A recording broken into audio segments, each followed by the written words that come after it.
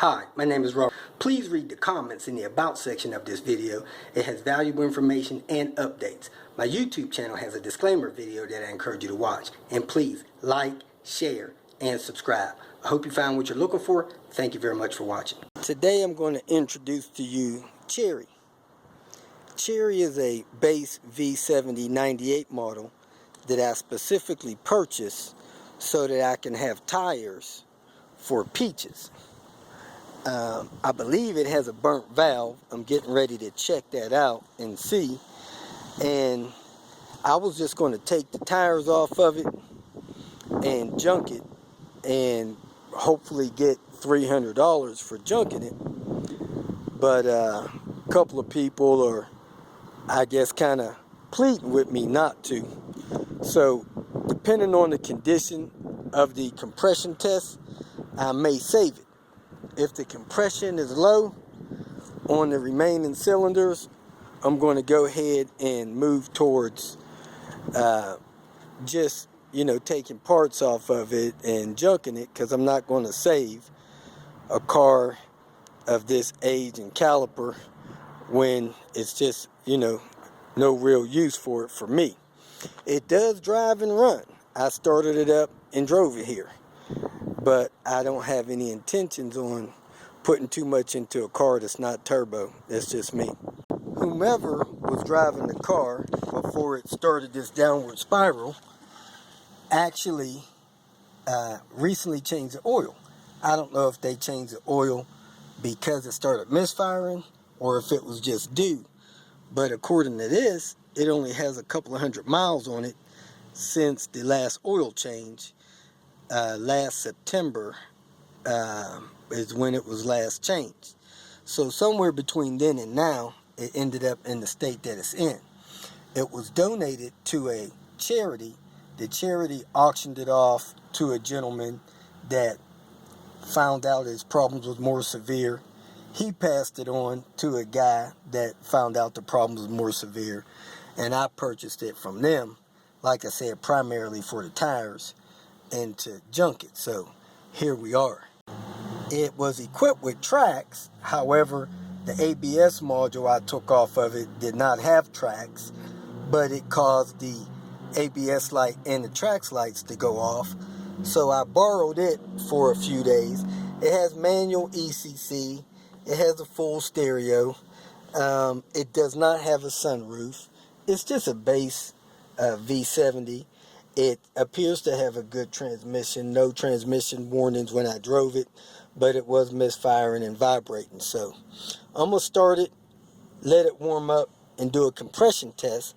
I'm also going to take the door check off of that door if it's good and put it on Peaches over there, because the one on Peaches is popping and making noise. Turn the key to start it and it should fire right up.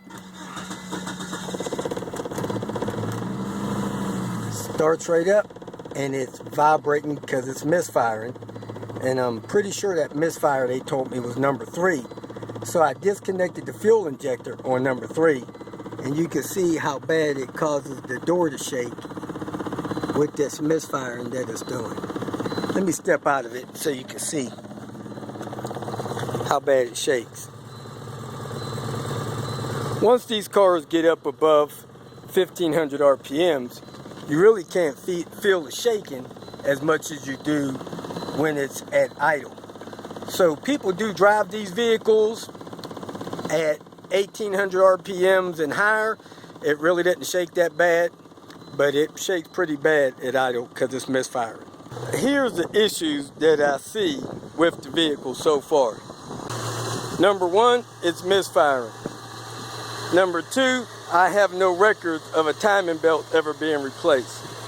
Number 3, it's not turbo. Number 4, the PCV system is definitely in need of service. The hose and stuff is hard. Number 5, it has aftermarket ignition system. Number 6, the battery cable, the battery lockdown is missing. Number 7, I pulled the ABS module. Number 8, I took a headlight wiper, which means this vehicle was equipped with heated seats. Number 9, it has a window busted out.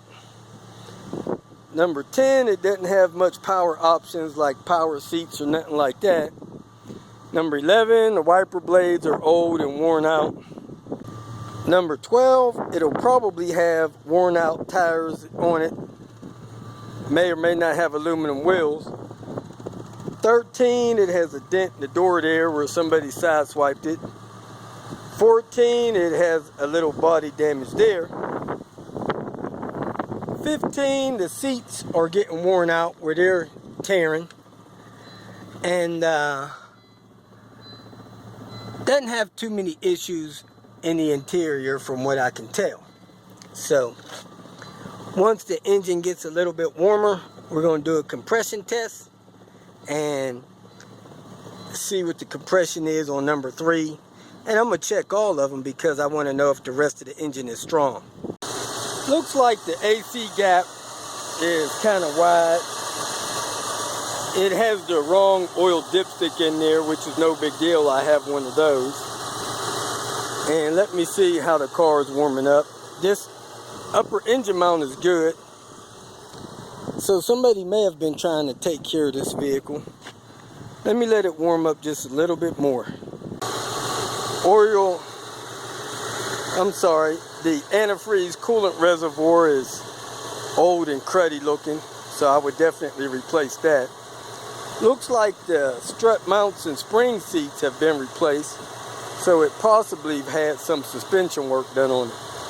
The vehicle either had the hood replaced or the windshield squirters replaced because those squirters became available in 99, not in the 98 models. It's been running long enough, doesn't seem like it's getting any warmer, so thermostat's probably bad. So I'm gonna go ahead and shut it down, pull those spark plugs and check the compression.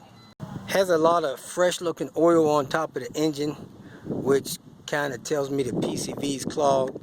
Looked like it's had an oil cap replaced.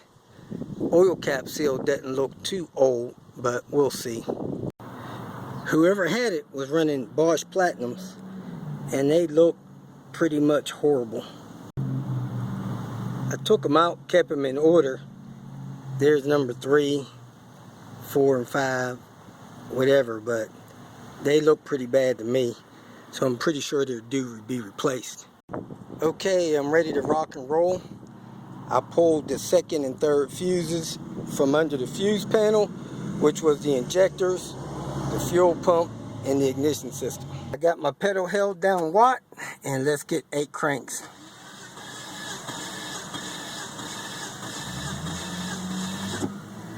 Battery's not as strong as I'd like, but I'm gonna try to get this done. Number 1 has about, man, I think that's 60, 70, 80, 85. 185, which is good. This car may have hope. Number 2 looks like it's at 185 as well, 186. So I may save this vehicle if the other 3 check out fine. Kind of a telltale sign that number 3 didn't have any compression. When I crank it, you don't even hear it popping in where I can count the revolutions.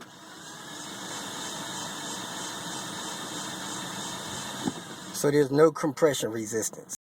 Number 3 has, I guess, about 10 or 15 PSI. Let me check the other 2 real quick. Okay, here's number 4.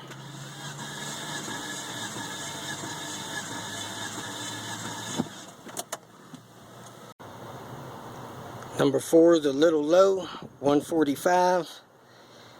That makes me back off a little bit from saving it, but this next one's got to be high.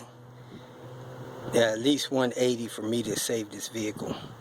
Number 5 is right at 189, so let me check number 4 one more time and call it a day. Back to number 4, it's at 150. That makes it about 20% lower than the others.